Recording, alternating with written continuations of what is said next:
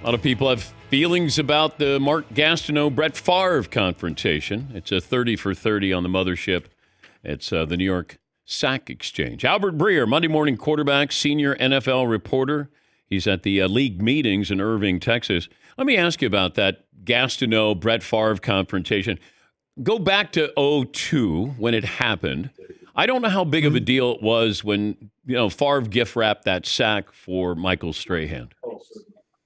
I think everybody sort of saw it as a cute thing, if I remember right? Like, I was just out of college, and I definitely remember everybody laughing about it after, like I never thought somebody take such offense to it. And then for Brett to come out and apologize the way that he did on Twitter, and like putting like real life context on it, you know what I mean? And like saying like how it actually might have cost Gastineau money. I hadn't thought about that aspect of it.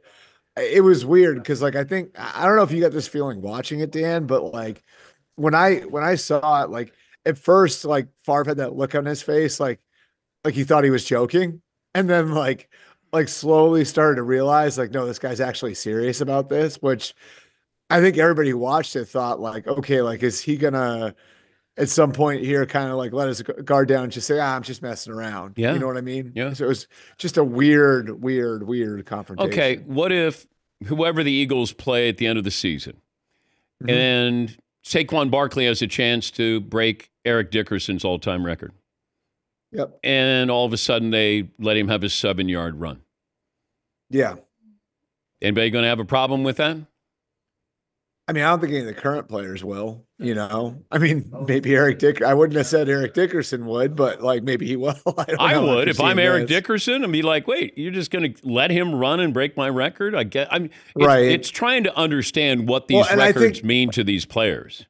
I think the other thing is too, that's sort of interesting about it is like how all these guys are friends now. And it's been that way for a long time. It's not like that's new. You know what I mean? Like, but I do think like, the athletes from my childhood, like, for me, like the one I remember is like all the basketball rivalries, how those teams genuinely seem to hate each other. Yeah.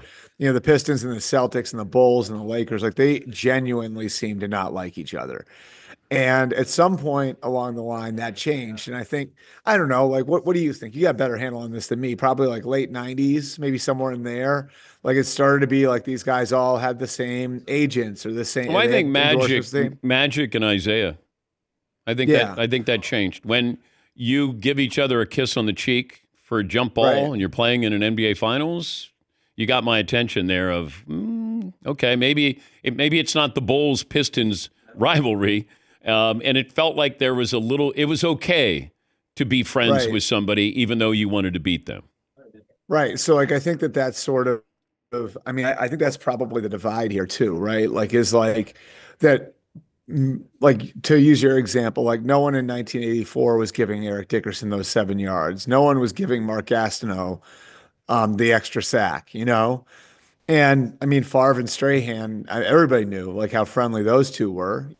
You know what I mean? Yeah. So could I see, and I'd have to look up who the Eagles are playing in week 18. I don't have it right in front of me, but could I see, I don't know, like a defensive coach who knows Saquon saying like, yeah, we'll cook this one for you a little bit. Certainly that could happen. Like that's, I think it's just like sort of a change in the relationship between players on different teams over the last 30 or 40 years. All right. Help me understand Chapel Bill here with North Carolina.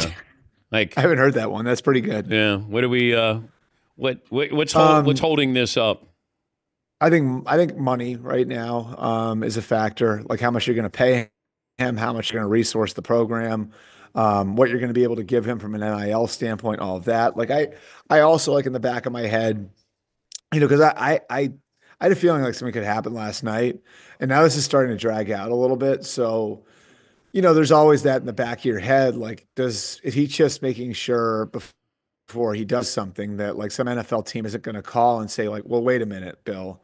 Like maybe we can't guarantee you anything, but might want to wait a few weeks here. You know what I mean? Like, could that happen? I think that's certainly possible too, because I think his preference probably still is to stay in the NFL. But I thought that this was basically the NFL saying, Bill, we don't want you. No, I would say here's the way I would look at it. Like I think the simplest, most compact way to explain it is Bill was stunned by the lack of interest last year, right? Like so you had six jobs open, not including New England, which obviously was the one that let him go. And he only got interest really from one team. And then the bureaucracy of that team got in the way of him getting that job. And so now, after a year, he's got the 30,000 foot view of the league. He's gotten to see it the way a lot of these teams operate. Take a closer look at like how each team is affected by all the factors inside their organizations. And he's looking at the jobs that are open, and it's like, okay, like so if I go to Chicago, I got to work for Kevin Warren and with Ryan Poles. If I go to the Jets, I've got to work with Woody Johnson. And I think it's like sort of this calculus of like every team's not going to want me because that's the way it was last year. And of the ones that do want me, am I going to want them? You know, is that path to the right job going to be there for me? And can I count on that? And I think Bill badly wants to coach next year. And so, you know, I think he sees that it's like sort of a narrow path to the perfect situation where things are set up exactly the way that he wants it with an NFL team. Meanwhile, you know, I think over the last 2, 3 months, he and the people around him have done a lot of research on college jobs and what those look like. And I think what they found is that it's closer to the NFL than it ever has been before. The challenges are, and they may have an advantage because NIL is salary cap, because transfer portal is free agency, and because you might be able to get things up and running faster. I've heard a lot of people make the recruiting argument, right, Dan? Like I'm sure you know you've heard that, right? Like, does he want to go into an 18-year-old's house and recruit? Do you know how many of those visits Deion Sanders They has don't made? do that. They don't. Zero. Yes, they don't Zero. do that. All of a Yeah, sudden, you so go, like, Mom and Dad, Bill Belichick's on a Zoom call. Hey, right. Tommy, just want to say, come on in. Who's more likely to coach in the NFL, Dion or Belichick next season? I think Belichick. I think Belichick. I think Deion. I think Deion will be back at Colorado next year, um, unless like Florida State comes open. But I think Deion probably be back at Colorado next year. Bill. I mean, I think he could do a deal with North Carolina today. I think he could pull out of that today. You know, I think that all things are sort of on the table today. I think all things are on the table. I think again, I think his preference is to coach in the NFL, but like I don't think he wants to put it this way. I don't think he wants to walk into a bleep show where he doesn't think he's got a great chance to win and suffer the indignity of being 15 wins away from Don Shula and not being able to get there because of the environment that he's working in. Does that make sense? Yes, yes. So I think he wants Shula's record. He's a historian of the game. I think it's BS that I think he wants the record. Yeah, but the reason why there's an opening is because that team has been a bleep show. Like he goes into Jacksonville, does he? Which I think is what he's start. I think that's what he's starting to realize. Yes, but I'm not saying like a bleep show. Like, is it a bleep show that's going to remain a bleep show after? Like, are the reasons for it being a bleep show still in place when you're walking in, yeah, or that's fair. are you going to have the opportunity to clean it up? You know what I'm saying? Like, and thank he you may for look saying at it. bleep show. I appreciate you. Yeah, cleaning it up. he may have like if he goes into a place where it's like we're clearing the decks for you, Bill, and it was a bleep show, but we're going to give you every resource to fix it. Versus like another place where maybe some of the people who are responsible for the bleep show are still going to be part of football decisions. Those are two very different things. Talking to Albert Breer, Monday Morning Quarterback, senior NFL reporter. Do the Vikings have a dilemma at quarterback? Yes. Yeah. Is it a good dilemma? It's a champagne problem.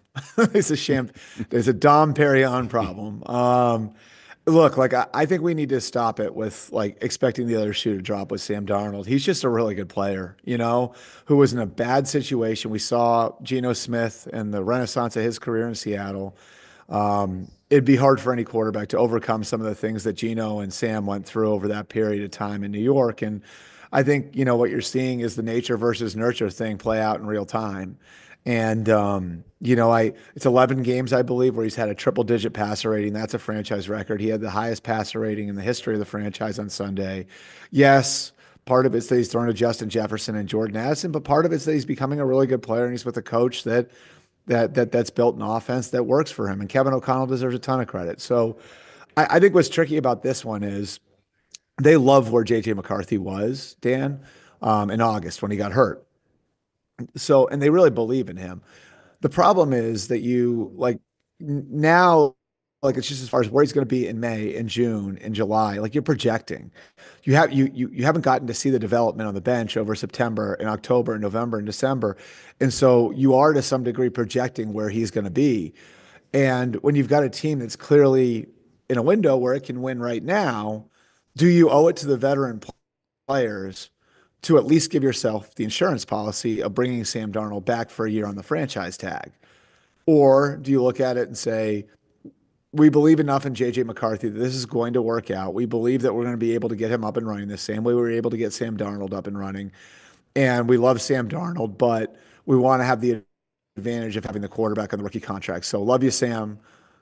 Rooting for you. Go find another team to play for. It's an interesting question, and I do think the franchise tag it's going to be over $40 million for quarterbacks this year. So like, are you willing to pay a $40 million tab to make sure that you're buttoned up at the most important position on the field with a team that's ready to contend in the here and the now?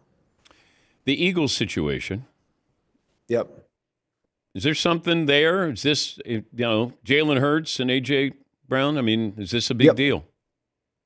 Yeah, I just think, look, like I think Jalen Hurts is a warrior of a football player, and he brings a lot to the table. Is he going to be like sort of the den leader for the offense? No. And I think his personality is such where he's not the warmest person in the world, so I don't think he's the guy who is going to stand there and put his arm around AJ Brown and say, "Don't worry about it, buddy. We'll get you next time." And I think like the way that Jalen carries himself, and again, he's not a bad guy, but I do think it wears on people sometimes, and I think it's worn on people who've been around him, and so he and AJ had a really close relationship, but having a close relationship when you're on different teams and you see each other once in a while is different than having a close relationship when you're around the guy every day. And so I think it's something that can be worked out because they've got a head coach in Nick Sirianni who's very emotionally intelligent, I would say, and like really has the ability to manage people. And so I think they're going to work it out the same way they've worked a lot of things out there over the last year to get to the point where they're, now 11-2 and one of the best teams in football. But it's not nothing. Safe travels, Albert. Always great to talk to you. Awesome. Thanks, Dan. That's Albert Breer, Monday morning quarterback. It is interesting that, Belichick could take the job or turn down the job.